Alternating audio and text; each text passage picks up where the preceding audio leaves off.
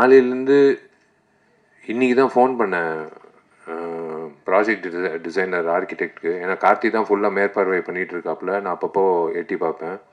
நான் இன்றைக்கி தான் ஃபோன் பண்ணி சொன்னேன், பா நாளைக்கு காலையில் 10 மணிக்கு சேர் போட்டு உட்காந்துருவேன் நடிகர் சங்கத்து கட்டிடத்தில். நீ முடிக்கிற வரைக்கும் நான் வந்து இங்கிட்டிருந்து கிளம்ப போகிறதில்ல. ஏன்னா என் கல்யாணம் ஃபிக்ஸ் ஆகிடுச்சு,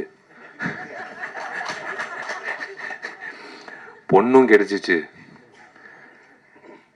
பொண்ணு வேறு யாரும் இல்லை, அவங்க அப்பாவும் இருக்காங்க. அவங்க அப்பாவோட ஆசீர்வாதத்தோட அவரோட அனுமதியோடு நான் வந்து அவங்களோட பேரை சொல்கிறேன். அது தன்சிகா. எஸ்,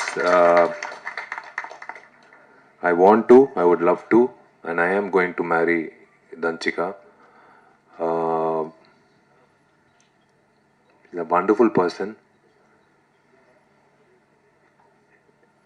கண்டிப்பாக வந்து நாங்கள் வடிவேல் சரளாமா மாதிரி ஒரு கப்பலாக இருக்க மாட்டோம்.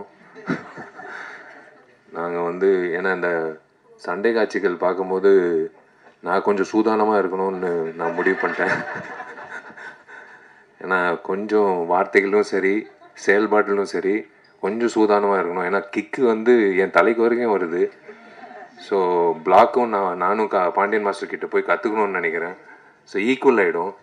ஆனால் அந்தளவுக்கு வந்து சண்டை வராது. Both of us understand each other very well. It's a great thing.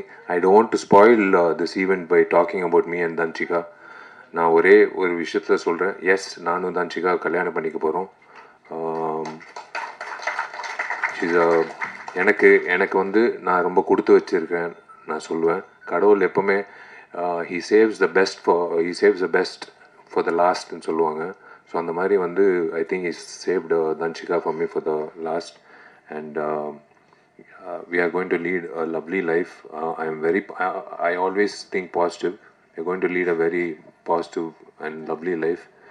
புரிதல் இருக்குது இப்போ வரைக்கும், எப்பவும் இருக்கும். And I trust her.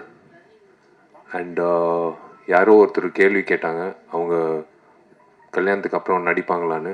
சத்தியமாக நடிப்பாங்க. அதில் வந்து எந்த ஒரு தடையும் நான் வைக்க மாட்டேன். ஏன்னா ஷீ இஸ் காட் டேலண்ட். ஒரு டேலண்ட்டை வந்து நம்ம வந்து நிப்பாட்டக்கூடாது.